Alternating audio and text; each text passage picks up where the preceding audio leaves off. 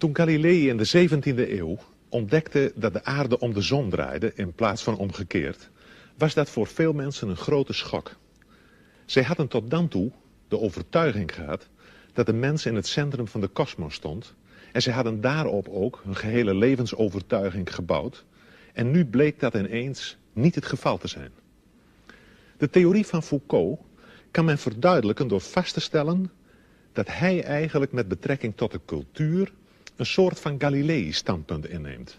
Immers met name sinds de tijd van Galilei heeft men eigenlijk, wat de cultuur betreft en de maatschappij, gedacht dat de mens daar wel in het centrum stond. Hij heeft ze tenslotte gemaakt. En Foucault ontkent dit. Niet het subject telt in de cultuur, zegt hij, maar de structuur, het algemene. Iets wat op zich al te begrijpen is, als men bedenkt dat de regels volgens welke men zich gedraagt voor verreweg het grootste deel al uitgevonden waren voordat men werd geboren. En dat de naam van de uitvinder ons volstrekt onbekend is. Nu kan men Foucault met Galilei vergelijken, maar in een ander opzicht kan men Chomsky ook met Galilei vergelijken, omdat hij in de taalwetenschap, de linguïstiek, zijn vak, een geweldige revolutionerende werking heeft gehad over de gehele wereld. Chomsky heeft in de linguïstiek een ware omwenteling veroorzaakt. En het interessante is nu dat de theorieën van Chomsky in precies de tegenovergestelde richting wijzen als de theorieën van Foucault. Chomsky zet het subject veel meer in het centrum.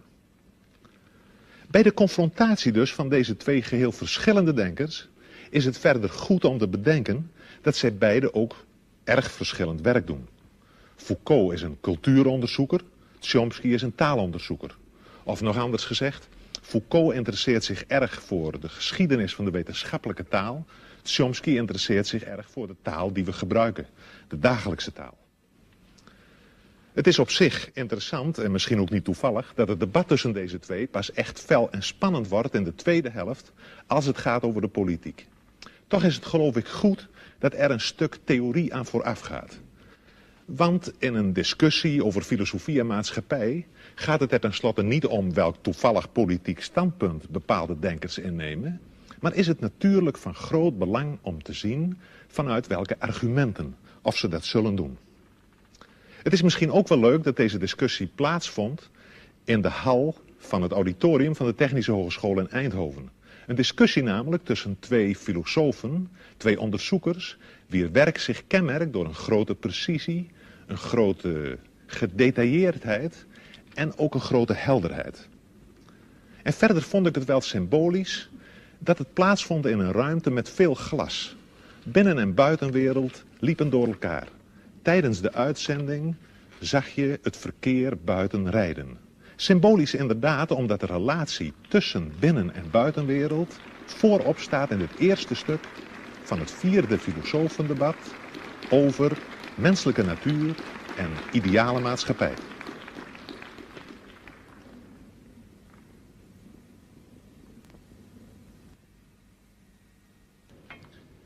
Ladies and gentlemen, welcome at the 4th debate of the International Philosophers Project.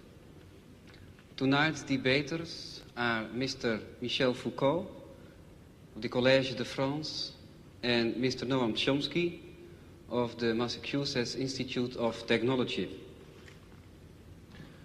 Both philosophers have points in common and points of difference. Perhaps the best way to compare both philosophers is to look at them as mountain diggers working at the opposite sides of the same mountains with different tools without knowing even if they are working in each other's direction. All learning concerning man, ranging from history to linguistics and psychology, are faced with the question whether in the last instance we are the product of all kinds of external factors, or if in spite of our differences we have something we could call a common human nature by which we can call each other human beings. So my first question is to Mr. Chomsky, because you, Mr. Chomsky, employ often the concept of human nature, and even in this connection you are using terms like innate ideas and innate structures. Which arguments can you derive from linguistics in order to give such a central position to this notion of human nature? Well, let me begin in a slightly technical way. A person who's interested in studying language is faced with a very definite empirical problem. He's faced with an organism, a mature, let's say, adult speaker, who has somehow acquired an amazing range of abilities which enable him in particular to say what he means, to understand what people say to him, to do this in a fashion that I think it's proper to call highly creative. Now, the person who's acquired this intricate and highly articulated and organized collection of abilities, the collection of abilities that we call knowing a language, that person has been exposed to a certain experience. He has been presented in the course of his lifetime with a certain amount of data, of direct experience with the language. And we can investigate the data that's available to this person. And having done so, in principle, we're faced with a very clear and a reasonably clear and well-delineated scientific problem, namely the problem of accounting for the gap between the really quite small quantity of data, small and rather degenerate quantity of data that's presented to the person, to the child, and the very highly articulated, highly systematic, profoundly organized resulting knowledge that he somehow derives from this data. Furthermore, even more remarkable, we notice that in a wide range of languages, in fact all that have been studied seriously, there are remarkable limitations on the kinds of system that emerge from the very different kinds of experience to which people are exposed. Well, there's only one possible explanation for, what one can say in a rather schematic fashion, for this remarkable phenomenon, namely the assumption that the individual himself contributes a good deal, an overwhelming part, in fact, of the general schematic structure and perhaps even of the specific content of the knowledge that he ultimately derives from this very scattered and limited experience. That is, to put it rather loosely, the child must begin with the knowledge, certainly not with the knowledge that he's hearing English or Dutch or French or something else, but he does start with the knowledge that he's hearing a human language of a very narrow and explicit type that permits a very small range of variation. And it's because he begins with that highly organized and very restrictive schematism that he's able to make the huge leap from scattered and degenerate data to highly organized knowledge. And I would claim then that this instinctive knowledge, if you like, this schematism that makes it possible to derive complex and intricate knowledge on the basis of very partial data, is one fundamental constituent of human nature. But then I assume that in other domains of human intelligence and other domains of human cognition and even behavior, something of the same sort must be true. Well, the collection of this mass of innate schematisms, innate organizing principles, which guides our social and intellectual and individual behavior, that's what I mean to refer to by the concept of human nature. Well, Mr. Foucault, if I'm thinking at your books like Histoire de la folie et Les mots et les choses, I got the impression that you are working on a completely different level and also just with an opposite aim, opposite goal. If I'm thinking about the word schematism in relation to human nature, then you are just trying to work out that there are several periods, several schematisms. What do you think about this? Well, if you permit, I will answer in French because my English is so bad that I would be ashamed to answer in English. Là, il est vrai que je me méfie un peu de cette notion de nature humaine. Mais je m'en méfie pour la raison suivante. Je crois que parmi les concepts parmi les notions dont une science peut se servir, il y a évidemment des notions qui sont d'un niveau, qui ont une élaboration, qui est une fonction différente. Par exemple, prenons le cas de la biologie. À l'intérieur, dans le domaine de la biologie, vous avez des concepts qui sont plus ou moins bien établis, comme le concept de réflexe. Bon. Et puis, vous avez d'autres notions qui sont en quelque sorte des notions périphériques. Des notions périphériques qui ne jouent pas un rôle en quelque sorte organisateur à l'intérieur de la science, des concepts qui ne sont pas des instruments d'analyse, des concepts qui ne sont pas descriptifs non plus. Ce sont des notions en quelque sorte qui servent simplement à indiquer des problèmes ou encore qui servent à indiquer des domaines d'objets à étudier. Prenez par exemple, il y a une notion comme ça qui, je crois, été très importante dans l'histoire de la biologie. C'est tout simplement la notion de vie. Bon, au XVIIe ou au XVIIIe siècle, les gens qui étudiaient la nature ne se servaient pas du concept de vie. Ils classaient les êtres naturels, qu'ils soient vivants ou non vivants, dans une espèce de grand tableau ou de grande hiérarchie. La vie était une notion dont ils ne se servaient pas et dont ils n'avaient pas besoin. Et puis, à la fin du XVIIIe siècle, un certain nombre de problèmes se sont posés, comme par exemple les problèmes de l'organisation intérieure de ces êtres dont on avait fait la classification.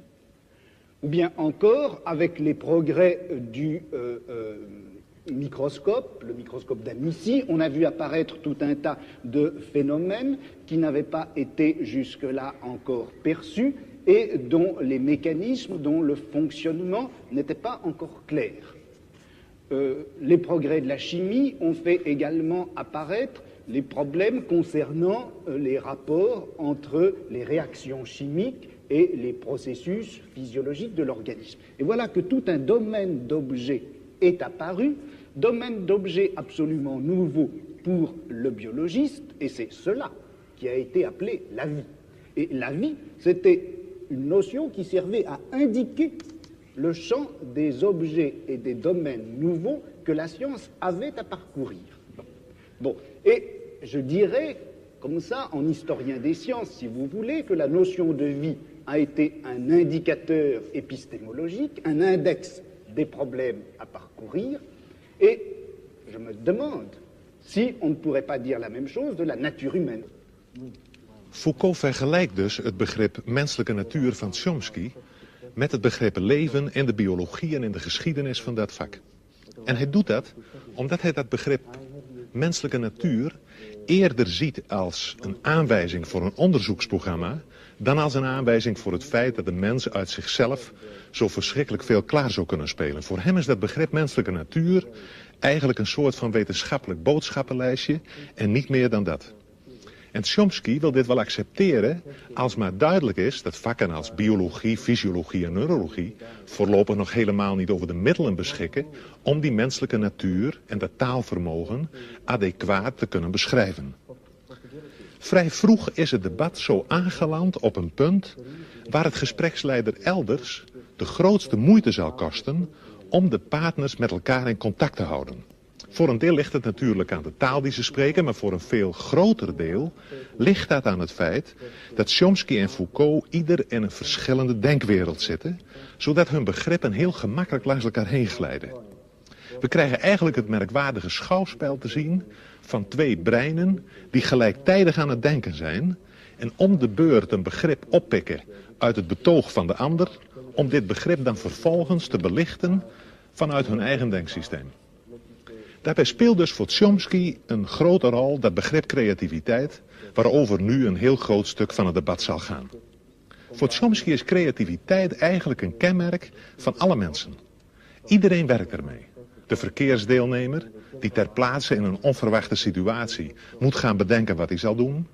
De opvoeder, die niet terug wil vallen op autoritaire gedragspatronen en tegenover een lastige pupil zelf nieuw gedrag moet uitvinden.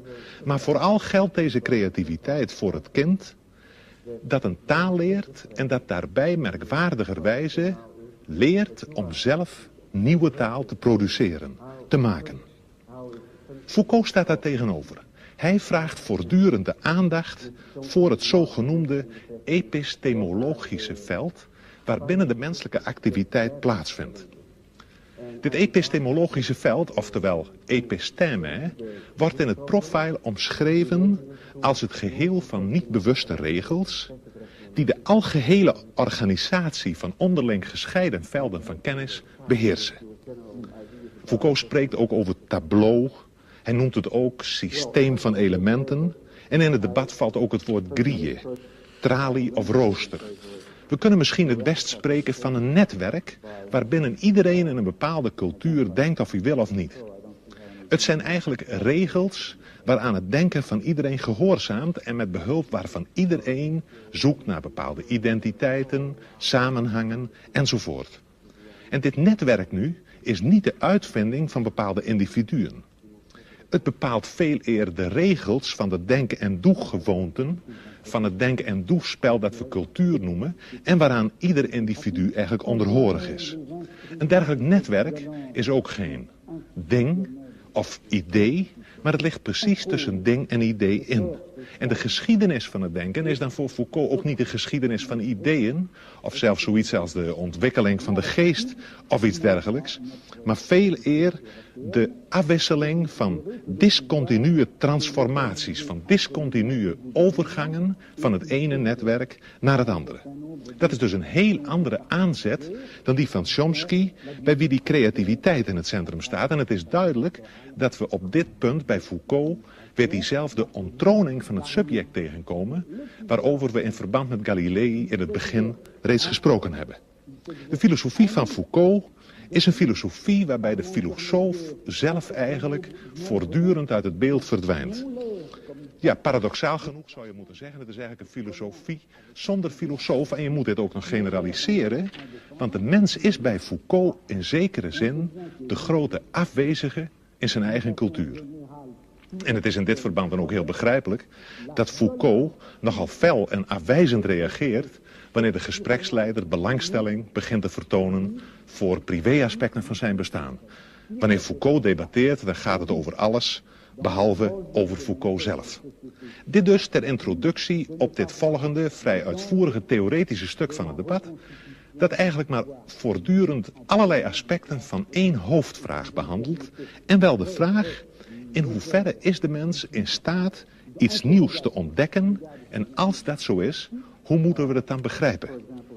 Het lijkt mij een erg relevante vraag, zeker als we bedenken dat we nogal wat nieuwe vormen van gedrag, kennis en wetenschap nodig zullen hebben, willen we het er in onze wereld met elkaar levend afbrengen. We nemen nu de draad weer op waar Foucault toelicht waarom hij aan de creativiteit van het individu in de geschiedenis niet zoveel aandacht besteedt. Dans l'histoire traditionnelle des sciences, on accorde en effet le maximum, enfin la tradition veut qu'on accorde le maximum à la créativité des individus.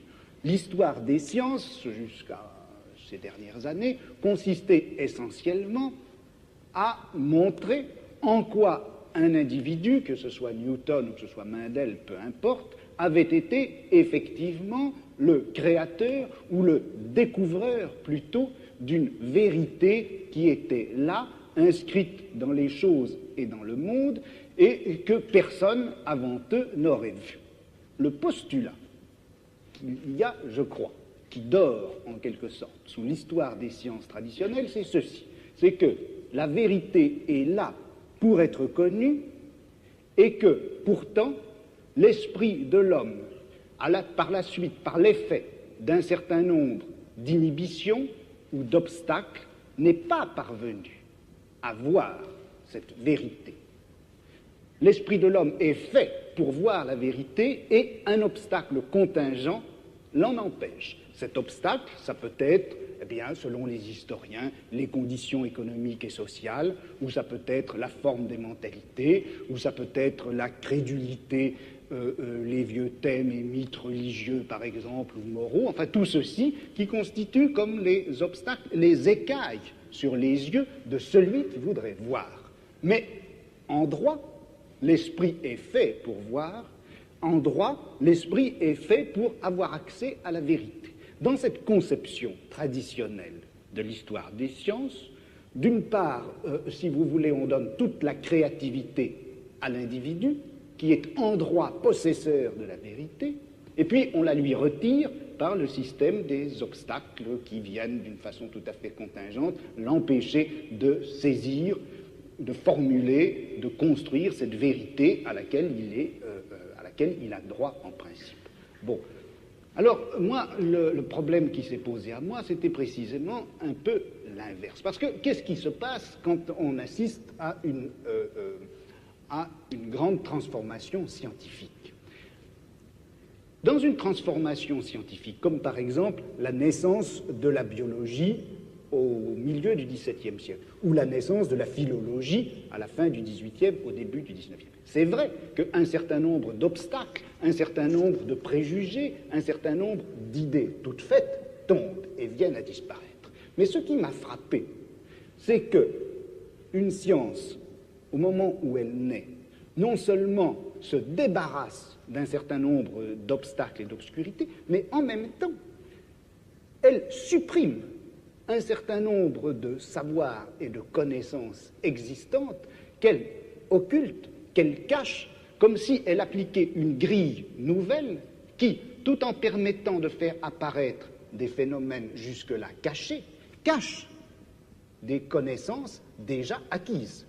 Donc, une science, le progrès d'une science, l'acquisition d'une science, c'est pas simplement l'oubli des vieux préjugés, ce sont pas simplement les obstacles qui tombent, c'est une véritable nouvelle grille qui cache un certain nombre de choses et du coup fait apparaître. Donc, quand je critique la notion de créativité, je veux dire par là que, en fait, la vérité ne s'acquiert pas comme une sorte de création continue et cumulée, mais comme un jeu de grilles qui s'appliquent les unes sur les autres, cachées. I think in part we're slightly talking in cross purposes because of a different use of the term creativity. In fact, I should say that my use of the term creativity is a little bit idiosyncratic, and therefore the onus falls on me, not on you in this case. But when I speak of creativity, I'm not attributing to the concept the notion of value that is normal when we speak of creativity. That is, when you speak of scientific creativity, you're speaking properly of the achievements of a Newton. But in the context in which I've been speaking about creativity, it's a normal human event. I'm speaking of the kind of creativity that any child demonstrates when he is able to come to grips with a new situation, describe it properly, react to it properly, tell us something about it, think about it in a new fashion for him, and so on. These are, I think it's appropriate to call those creative acts, but of course without thinking of those acts as being the acts of a Newton. It's the lower levels of creativity that I've been speaking of. Now, as far as what you say about the history of science is concerned, I think that's correct and illuminating and particularly relevant, in fact, to the kinds of enterprise that I see lying before us in psychology and linguistics and the philosophy of mind. That is, I think there are certain topics that have been, what was your word, depressed or put aside during the scientific advances of the, say, past 2 centuries, century and a half. But now I think we can overcome those, or it's possible to put aside those limitations and forgettings and to bring into our consideration precisely the topics that animated a good deal of the thinking and speculation of the 17th and 18th century, and to incorporate it within a much broader and I think deeper science of man that will give fuller role, though certainly not will not hope to give complete understanding to such notions as innovation and creativity and freedom and production of new new elements of thought and behavior within some system of rule and schematism. Those are concepts that I think we can come to grips with. Je crois qu'entre ce qu'a dit M. Chomsky à l'instant et puis ce que j'essaie de montrer, il y a en réalité beaucoup de ressemblances. C'est-à-dire qu'il n'y a en fait de création possible, d'innovation possible. On ne peut, dans l'ordre du langage ou dans l'ordre du savoir, produire quelque chose de nouveau qu'en mettant en jeu un certain nombre de règles qui vont définir l'acceptabilité ou la grammaticalité des énoncés, ou qui va définir, dans le cas du savoir, la scientificité des énoncés. Alors, disons en gros que les linguistes, avant M. Chomsky, ont surtout insisté sur les règles de construction des énoncés et moins sur l'innovation que représente tout énoncé nouveau ou l'audition d'un énoncé nouveau.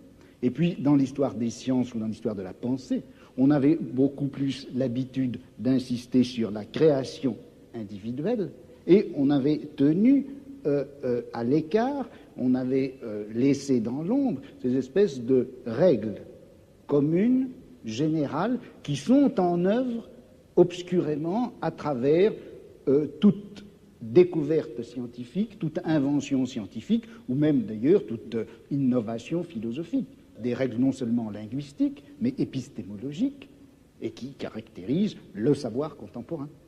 Well, I think perhaps I can try to react to those comments within my own framework in a way which maybe will shed some light on this. How is it that we're able to construct any kind of scientific theory at all? How is it that given a small amount of data, it's possible for various scientists, for various geniuses even over a long period of time, to arrive at some kind of a theory, at least in some cases, that is more or less profound and more or less empirically adequate? This is a remarkable fact. And in fact, if it were not the case that these scientists, including the geniuses, if they didn't have built into their minds somehow, obviously unconscious, specification of what is a possible scientific theory, then this inductive leap would certainly be quite impossible. Just as if each child did not have built into his mind the concept of human language in a very natural way, in a very narrowing way, then the inductive leap from data to knowledge of a language would be impossible.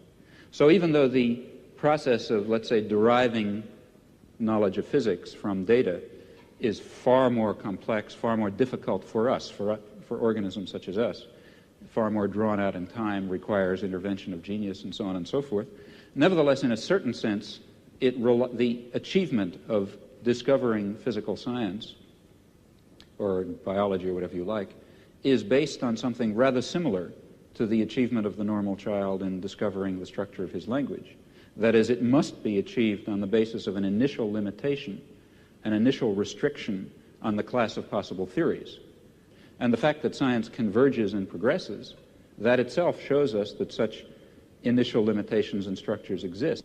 That is, I don't think that scientific progress is simply a matter of a cumulative addition of new knowledge and absorption of new theories and so on. Rather, I think it has this sort of jagged pattern that you describe, forgetting certain problems and leaping to new theories and so on and so forth. Et transformant les mêmes connaissances. Right. But I think that the explanation for that, so I think one can perhaps hazard an explanation for that fact. And oversimplifying grossly, I really don't mean what I'm now going to say literally. It's as if, as human beings, a particular biologically given organism, we have in our heads, to start with, a certain set of possible intellectual structures, possible sciences. Okay? Now, in the lucky event that some aspect of reality happens to have the character of one of these structures in our mind, then we have a science. And it's because of this limitation, initial limitation in our minds to a certain kind of possible science, it's precisely that provides the tremendous richness and creativity of scientific knowledge. That is, if it were not, it's important to stress that, this has to do with your point about limitation and freedom. If it were not for these limitations, we would not have the creative act of going from a little bit of knowledge, a little bit of experience, to a rich and highly articulated and complicated array of knowledge. It's precisely because of that that the progress of science, I think, has the erratic and jagged and transformational character that you describe. And that doesn't mean that everything is ultimately going to fall within the domain of science. Quite the contrary. Personally, I believe that many of the things we would like to understand, and maybe the things we would most like to understand, such as the nature of man or the nature of a decent society or lots of other things, might really be outside the scope of possible human sciences. Well, I think we have now two questions out of this statement. One question is, if you can agree, Mr. Foucault, do you agree with the statement about a combination of limitation, fundamental limitation? Not a combination. C'est pas une affaire de combinaison. Il n'y a de créativité possible qu'à partir d'un système de règles. Ce n'est pas un mélange de régularité et de liberté. Une liberté ne s'exerce réellement que sur fond et à partir d'un réseau de régularité.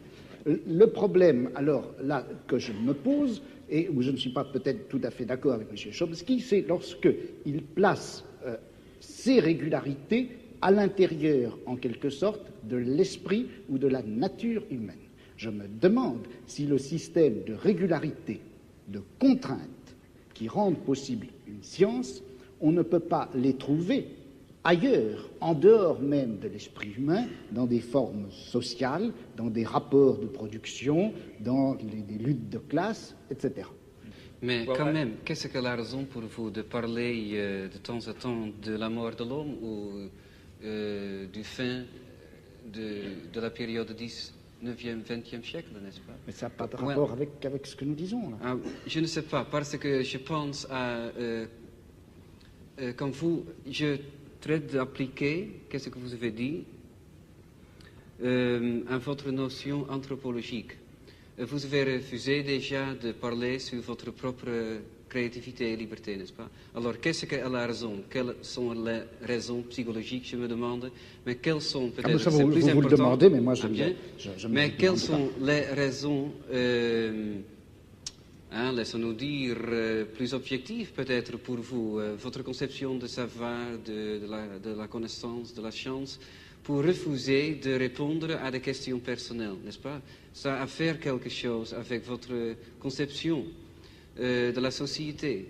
Alors, quand il y a un problème ici pour vous, qu'est-ce que sont les raisons de faire un problème d'une question personnelle? Non, je ne fais pas du tout un problème d'une question personnelle, je fais d'une question personnelle une absence de problème. C'est-à-dire que dans toute l'histoire traditionnelle de la pensée, des idées et des sciences, on s'est toujours posé le problème de savoir à quel âge Newton avait dû être sevré pour concevoir la gravitation universelle. À quelle époque est-ce que Cuvier avait rencontré sa première maîtresse pour pouvoir finalement découvrir les fossiles, l'anatomie comparée, etc.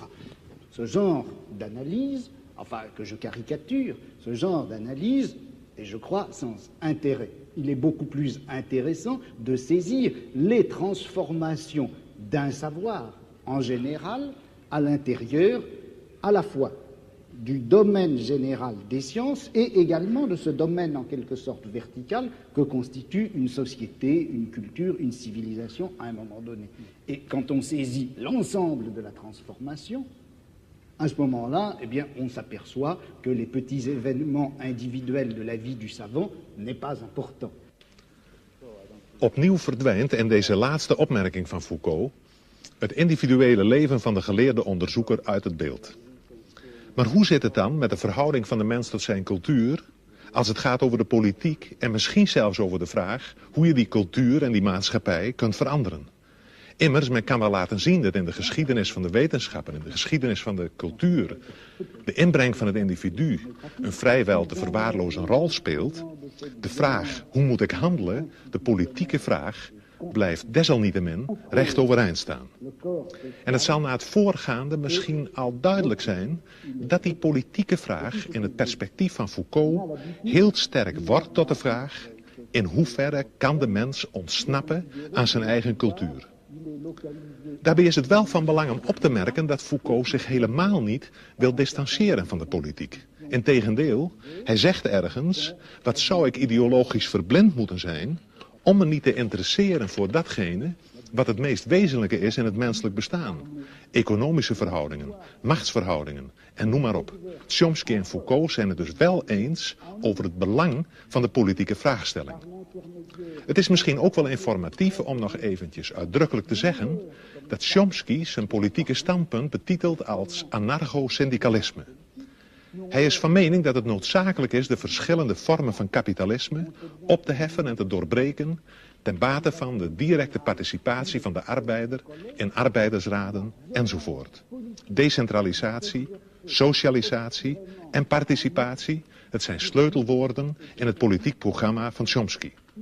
Chomsky zegt weliswaar dat hij geen noodzakelijk verband ziet tussen zijn wetenschappelijke inzichten en zijn politieke, maar uit de nu volgende openingsset blijkt dat hij regelrecht vanuit zijn wetenschappelijke opvattingen afstevend op de politiek.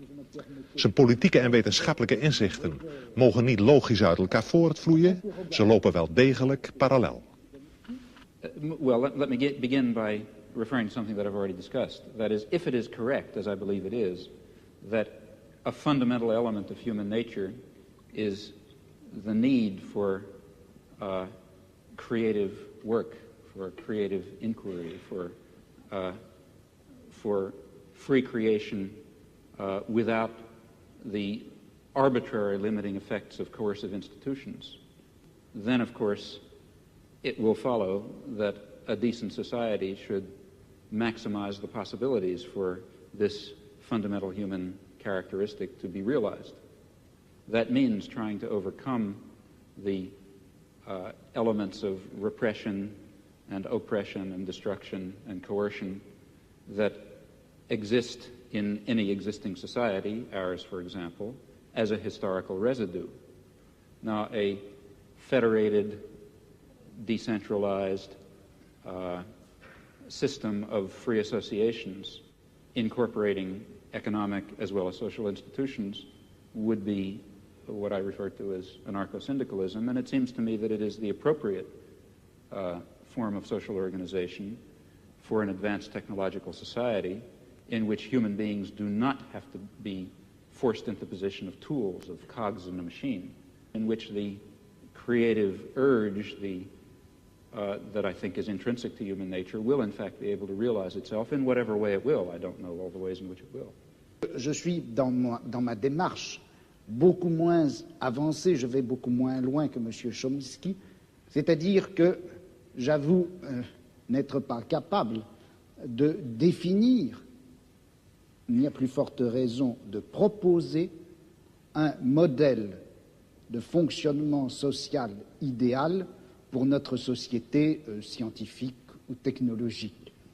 En revanche, une des tâches qui me paraît urgente, immédiate, avant même toute autre chose, c'est celle-ci.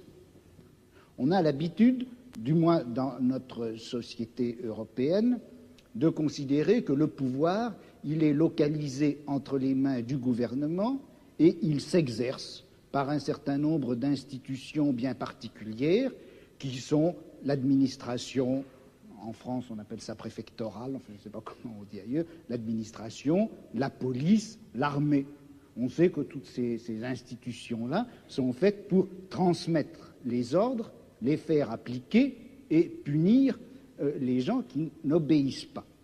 Mais je crois que le pouvoir politique, il s'exerce encore, il s'exerce en outre, de plus, par l'intermédiaire d'un certain nombre d'institutions qui ont l'air comme ça de n'avoir rien de commun avec le pouvoir politique, qui ont l'air d'en être indépendantes et qui ne le sont pas.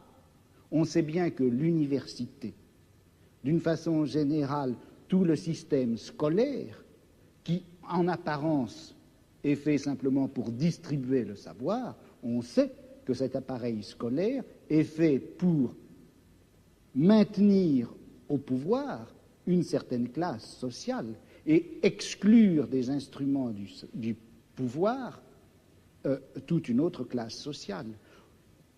quelque chose comme la psychiatrie, qui en apparence aussi n'est destinée qu'au bien de l'humanité et à la connaissance des psychiatres, la psychiatrie est encore une certaine manière de faire peser un pouvoir politique sur un groupe social. La justice également. Bon, et il me semble que la tâche politique actuelle dans une société comme la nôtre, c'est de critiquer le jeu des institutions apparemment les plus neutres et les plus indépendantes, de les critiquer, de l'attaquer de telle manière que la violence politique qui s'exerçait obscurément en eux surgisse et pour qu'on puisse lutter contre elle. À vouloir tout de suite, enfin si on cherche tout de suite à donner le profil et la formule de la société future sans avoir bien fait la critique de tous les rapports de violence politique qui s'exercent dans notre société, on risque de les laisser se reconstituer, même à travers des formes aussi nobles, apparemment aussi pures que celles du syndicalisme anarchiste. Yes, I would certainly agree with that, not only in theory but also in action. That is, there are two intellectual tasks. One, and the one which I was discussing, to try to create the vision of a future just society. Another task is to understand very clearly the nature of power and oppression and terror and destruction in our own society. And that certainly includes the institutions you mentioned, as well as the central institutions of any industrial society, namely the economic, commercial, and financial institutions, in particular, in the coming period, the great multinational corporations, which are not very far from us physically tonight. Those are the basic institutions of oppression and coercion and autocratic rule that appear to be neutral. After all, they say, well, we're subject to the democracy of the marketplace. Still, I think it would be a great shame to lose or to put aside entirely the somewhat more abstract and philosophical, if you like, task of trying to draw the connections between a concept of human nature that gives full scope to freedom and dignity and creativity and other fundamental human characteristics, and relates that to some notion of social structure in which those properties could be realized, in which meaningful human life could take place. And in fact, if we are thinking of social transformation or social revolution, though it would be absurd, of course, to try to draw out in detail the point that we're hoping to reach, still we should know something about where we think we're going. And such a theory may tell it to us. Oui, mais alors là, est-ce qu'il n'y a pas un danger? Si on dit qu'il existe une certaine nature humaine, que cette nature humaine n'a pas reçu dans la société actuelle les droits et les possibilités qui lui permettraient de se réaliser. C'est bien ce que vous avez dit, je crois. Et si on admet cela, est-ce qu'on ne risque pas de définir cette nature humaine à la fois idéale et réelle, cette nature humaine cachée et réprimée jusqu'à présent, est-ce qu'on ne risque pas de la définir dans des termes que nous empruntons à notre société, à notre civilisation, à notre culture? Je vais prendre un exemple qui est un peu caricatural, mais le marxisme d'une certaine époque, à la fin du XIXe, au début du XXe siècle, le marxisme admettait en effet que dans la société capitaliste, l'homme ne recevait pas toutes ses possibilités de développement et de réalisation, que la nature humaine était effectivement aliénée dans le système capitaliste. Et le marxisme rêvait d'une nature humaine enfin libérée. Or, cette nature humaine, quel modèle utilisait-il le marxisme de cette époque-là, du XIXe, du début du XXe siècle? Quel modèle utilisait-il pour la concevoir, pour la rêver? C'était en réalité le modèle bourgeois. Le marxisme a considéré qu'une société heureuse, c'était une société qui faisait place, par exemple, à une sexualité de type bourgeois, à une famille de type bourgeois, à une esthétique de type bourgeois. Et c'est d'ailleurs tellement vrai que c'est comme ça que ça s'est passé en Union soviétique, où sous prétexte de réaliser une société où l'homme réaliserait enfin sa nature, on a reconstitué une espèce de société à la fois réelle et utopique qui est transposée de la société bourgeoise du XIXe siècle. De sorte que, est-ce que la notion de nature humaine, vous-même, en commençant, vous reconnaissiez, je crois qu'on ne savait pas très bien ce que c'était que cette nature humaine. Alors, est-ce qu'il ne risque pas de nous induire en erreur? Vous savez que Mao Tse-tung parlait de nature humaine bourgeoise et de nature humaine prolétarienne, et il considère que ce n'est pas la même chose. Well, you see, I think that in the intellectual domain of political action, that is, the domain of trying to construct a vision of a just and free society on the basis of some notion of human nature, in that domain we face the very same problem that we face in immediate political action. For example, to be quite concrete, a lot of my own activity really has to do with the Vietnam War, and a good deal of my own energy goes into civil disobedience. Well, civil disobedience in the United States is an action undertaken in the face of considerable uncertainties about its effects. For example, it threatens the social order in ways which, let's say, one might argue, bring on fascism. That would be very bad for America, for Vietnam, for Holland, and for everyone else. So there's a danger, that is one danger in undertaking this concrete act. On the other hand, there's a great danger in not undertaking it. Namely, if you don't undertake it, the society of Indochina will be torn to shreds by American power. And in the face of those uncertainties, one has to choose a course of action. Well, similarly, in the intellectual domain, one is faced with the uncertainties that you correctly pose. Our concept of human nature is certainly limited, partial, socially conditioned, constrained by our own character defects and the limitations of the intellectual culture in which we exist.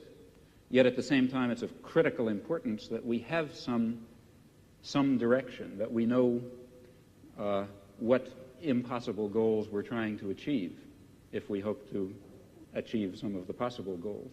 And that means that we have to be bold enough to speculate and create social theories on the basis of partial knowledge while remaining very open to the strong possibility, in fact overwhelming probability, that at least in some respects we're very far off the mark. Well, perhaps it is interesting to go on a little bit further on this problem of strategy. So, for example, in the case of Holland, we had something like a population census. You were obliged to fill in your papers and so on, you know. So this you would call, if you are not filling in your papers, civil disobedience. Right. Now, I would be a little careful about that because going back to some very important point that Monsieur Foucault made, one does not necessarily allow the state to define what is legal. Now, the state has the power to enforce a certain concept of what is legal, but power doesn't imply justice or correctness even.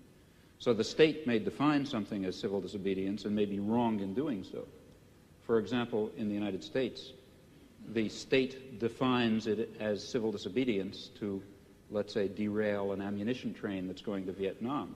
And the state is wrong in defining that as civil disobedience because it's legal and proper and should be done.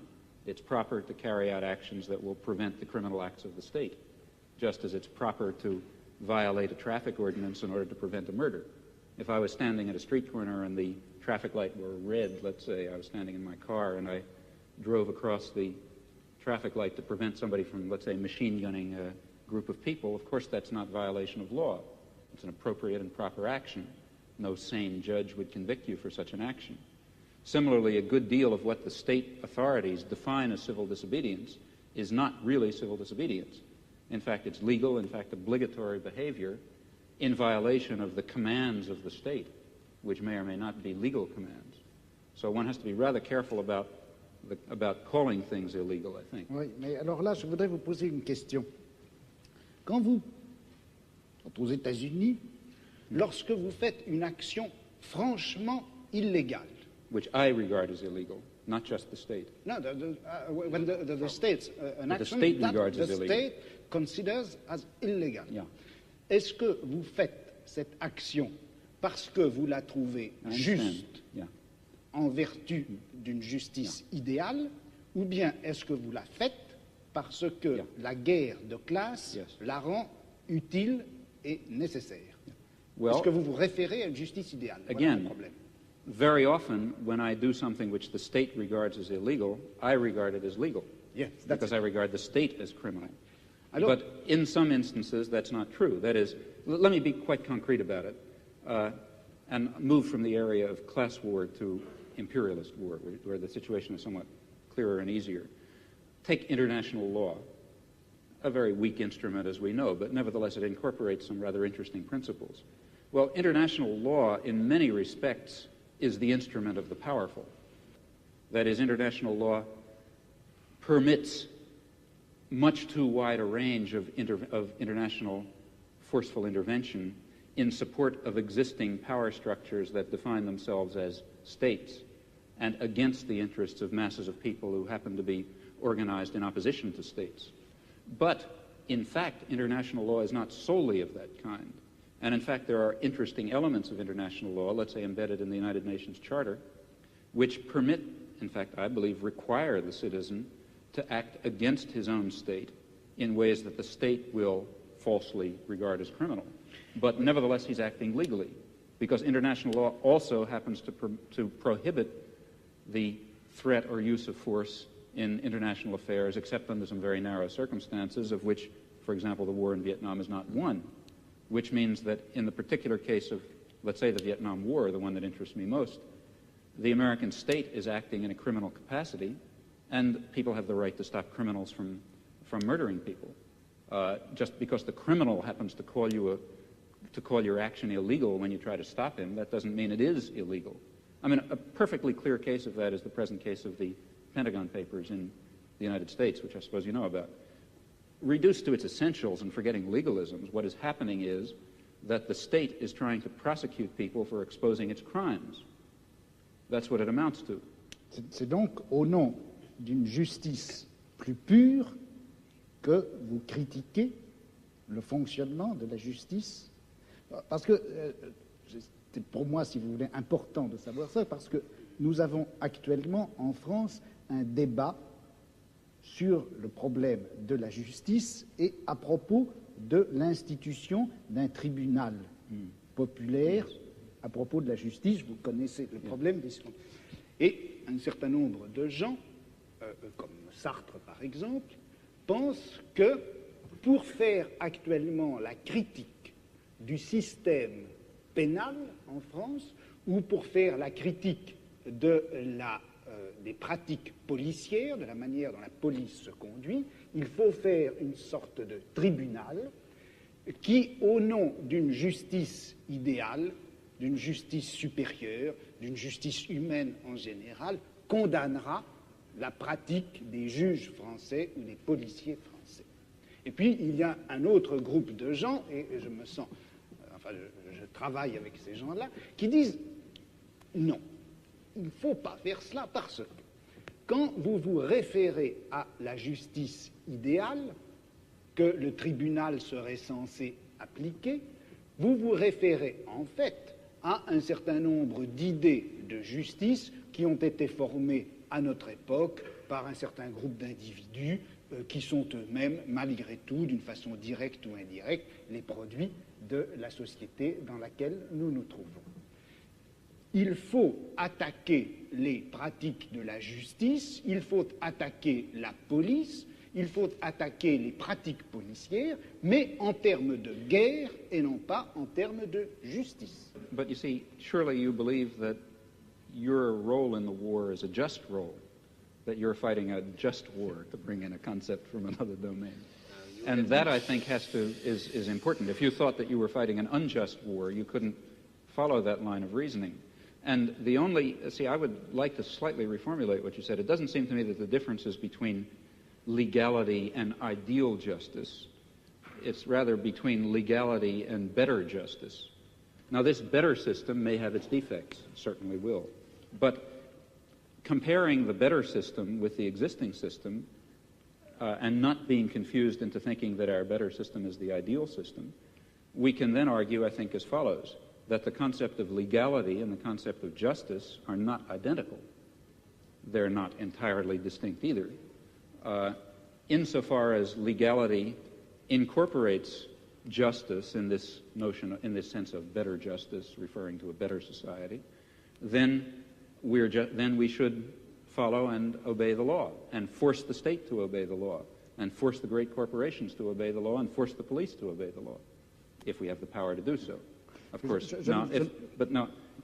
just final, if in those areas where the legal system happens to represent not better justice, but rather the techniques of oppression that have been codified in a particular autocratic system, well, then a reasonable human being should disregard and oppose them, at least in principle.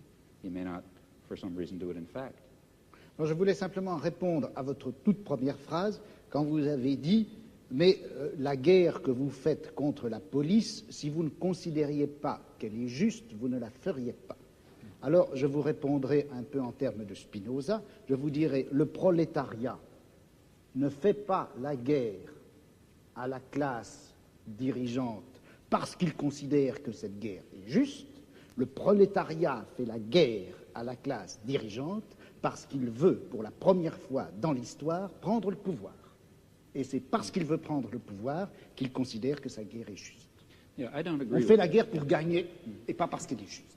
I don't personally agree with that. For example, if I could convince myself that attainment of power by the proletariat would lead to a terroristic police state in which freedom and dignity and decent human relations would be destroyed, then I wouldn't want the proletariat to take power. In fact, the only reason for wanting any such thing, I believe, is because one thinks, rightly or wrongly, that some fundamental human values will be achieved by that transfer of power. Alors, je vous répondrai ceci. Quand le prolétariat prendra le pouvoir, il se peut bien que le prolétariat exerce à l'égard des classes dont il vient de triompher, il exerce un pouvoir violent, dictatorial et même sanglant. Je ne vois pas quelle objection on peut faire à cela. Maintenant, vous me direz, et si le prolétariat exerce ce pouvoir sanglant, tyrannique et injuste à l'égard de lui-même, le prolétariat? Alors je vous répondrai, ça ne peut se produire que si le prolétariat n'a pas réellement pris le pouvoir, mais c'est qu'une classe extérieure au prolétariat, ou un groupe de gens intérieurs au prolétariat, une bureaucratie ou les restes de la petite bourgeoisie, etc., s'est emparé du pouvoir. Well, I'm not at all satisfied with that theory of revolution for a lot of reasons, historical and other. But even if one were to accept it for the sake of argument, still that theory is maintaining that it is proper for the proletariat to take power and exercise it in a violent and bloody and unjust fashion because it is claimed, in my opinion falsely, that will lead to a more just society in which the state will wither away, in which the proletariat will be a universal class, and so on and so forth. If it weren't for that further justification, the concept of a dictatorship of the proletariat, violent and bloody, would certainly be unjust. At least I, for example, am not a committed pacifist. That is, I would not hold that it is under all imaginable circumstances wrong to use violence, even though use of violence is in some sense unjust. I believe that one has to estimate relative injustices. But the use of violence and the creation of some degree of injustice can only itself be justified on the basis of the claim and the assessment, which always ought to be undertaken very, very seriously and with a good deal of skepticism, that this violence is being exercised because a more just result is going to be achieved. If it does not have that grounding, it really is totally immoral, in my opinion. Je ne pense pas que l'idéal de la guerre de classe, enfin le but que se propose le prolétariat en menant la guerre de classe, je ne crois pas qu'on puisse dire, enfin qu'il soit suffisant de dire que c'est une plus grande justice. Ce que le prolétariat veut faire en chassant la classe actuellement au pouvoir et en prenant pour lui le pouvoir, c'est la suppression, précisément, d'un pouvoir de classe en général. Okay. Car le prolétariat... That's the further justification. Hein? That is the further justification. Ça c'est la justification, mais pas en termes de justice, en termes de pouvoir. But it is in terms of justice. It's because the end that will be achieved, it is claimed, is a just end. If no Leninist or whatever you like would dare to say we have a right to take power, let's say we, the proletariat, and then throw everyone else into crematoria, let's say. I mean, if that were the consequence of the proletariat taking power, of course it would not be appropriate. The idea is, and as for reasons I mentioned, I'm skeptical about it, that a period of violent dictatorship, of perhaps violent and bloody dictatorship, is justified because that will mean the submergence and termination of class oppression, a proper end to achieve in human life. Mais il me semble que de toute façon, la notion même de justice fonctionne à l'intérieur de la société de classe comme revendication du côté de la classe opprimée et comme justification du côté de la classe oppressive. I don't agree with that. Et dans une société sans classe, je ne suis pas sûr qu'on ait encore à utiliser cette notion de justice. Yeah. Well, here I really disagree. I think that there is a sort of an absolute basis. If you press me too hard, I'll be in trouble because I can't sketch it out. But some sort of an absolute basis ultimately residing in fundamental human qualities in terms of which a real notion of justice is grounded. And I think that our existing systems of justice I think it's too hasty to characterize our existing systems of justice as merely systems of class oppression.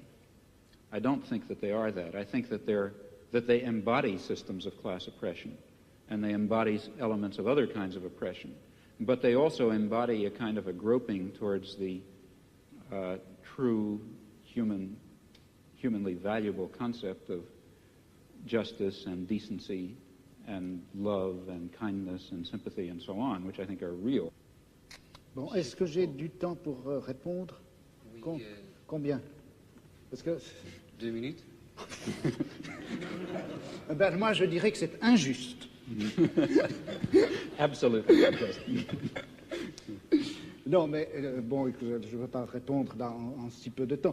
Je dirais simplement ceci. Je ne peux pas m'empêcher, contrairement à ce que vous pensez, je ne peux pas m'empêcher de croire que cette notion de nature humaine, cette notion de bonté, de justice, d'essence humaine, de réalisation de l'essence humaine, tout ça, ce sont des notions et des concepts qui ont été formés à l'intérieur de notre civilisation, dans notre type de savoir, dans notre forme de philosophie, et que par conséquent, ça fait partie même de notre système de classe, et qu'on ne peut pas, aussi regrettable que ce soit, on ne peut pas faire valoir ces notions pour décrire ou justifier un combat qui doit en principe bouleverser les fondements mêmes de notre société.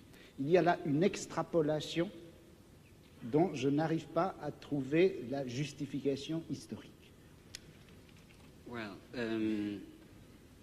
I think we can start immediately the discussion. And Mr. Chomsky, I would ask you one question. In your discussion, you had the vocabulary proletariat. We as proletarian. It's the irony of history that at the moment young intellectuals coming from middle class and upper class call themselves proletarians and say we must join the proletarians. But I don't see any class conscious proletarians. That's a great dilemma. It is not true in our given society that all people are doing useful, productive work or self-satisfying work. Obviously, it's very far from true.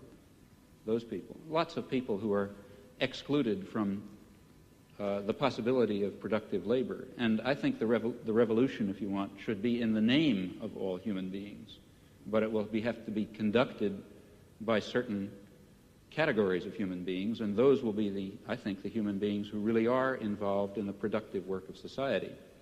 Now, what that is will differ depending on the society. In our society, it, I think, includes intellectual workers. So I think that the student revolutionaries, if you like, have a point, a partial point. That is, it's a very important thing in a modern advanced industrial society. It's very important how the trained intelligentsia identify themselves, if they're going to be technocrats, let's say, or servants of either the state or private power, or alternatively, whether they're going to identify themselves as part of the workforce who happen to be doing intellectual labor. If the latter, then they can and should play a decent role in a progressive social revolution. If the former, then they're part of the class of the oppressors. I have an additional, one small additional question or more remark to you. That is that you, with your very courageous attitude towards the war in Vietnam, how can you survive in an institution like MIT, which is known here as one of the great war contractors and intellectual makers of this war?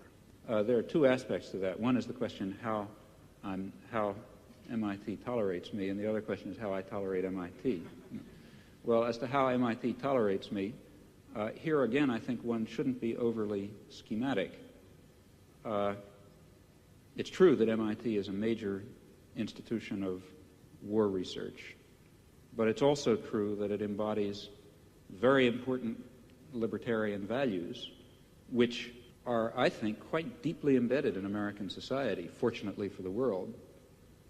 They're not deeply embedded enough to save the Vietnamese, but they're deeply enough embedded to prevent far worse disasters. And here I think one has to be a bit qualified. That is, there is imperial terror and aggression, there is exploitation, there is racism, lots of things like that. But there's also a real concern coexisting with it for individual rights of a sort which, for example, are embodied in the Bill of Rights, which is by no means simply an expression of class oppression. It is also an expression of the necessity to defend the individual against state power. Now, these things coexist, you know. It's not that simple. It's not just all bad or all good. And it's because it's the particular balance in which they coexist that makes it, that makes an institute that produces weapons of war be willing to tolerate, in fact, you know, in many ways even encouraged, to be quite honest, a person who's involved in civil disobedience against the war. Now, as to how I tolerate MIT, that raises another question. There are people who argue, and I've never understood the logic of this, that a radical ought to dissociate himself from all oppressive institutions. That is, the logic of that argument is that Karl Marx shouldn't have studied in the British Museum, which, if anything, was the symbol of, you know, the most vicious imperialism in the world, the place where all the treasures of empire were gathered, you know, the rape of the colonies was all poured in there, and so on and so forth. But I think Karl Marx was quite right in studying in the British Museum. He was right in using the resources and, in fact, the liberal values of the civilization that he was trying to overcome against it. And I think the same applies in this case. But aren't you afraid that your presence at MIT gives them a clean conscience? I don't see how, really. I mean, I think my presence at MIT serves marginally to, I hope a lot, I don't know how much, to increase student activism against a lot of the things that MIT stands for example. Ladies and gentlemen, I think this has to be the end of the debate. Mr. Chomsky, Mr. Foucault, I thank you very much for your far-going discussion, both the technical, theoretical way as the political way. I thank you very much both at the part of the audience here and at home.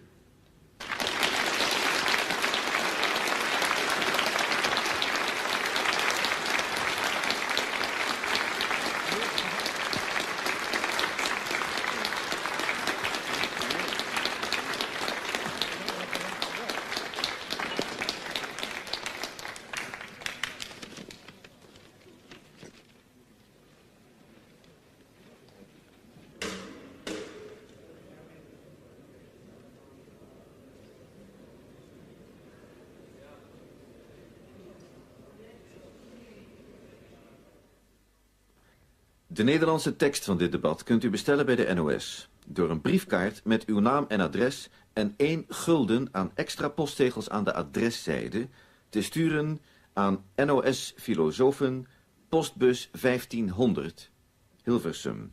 En let u wel, geen brief, maar een briefkaart. Voor de aanvragen van de Nederlandse tekst debat Chomsky-Foucault met 1 gulden aan extra postzegels aan NOS Filosofen, postbus 1500, Hilversum. Stuurt u uw aanvragen binnen 14 dagen.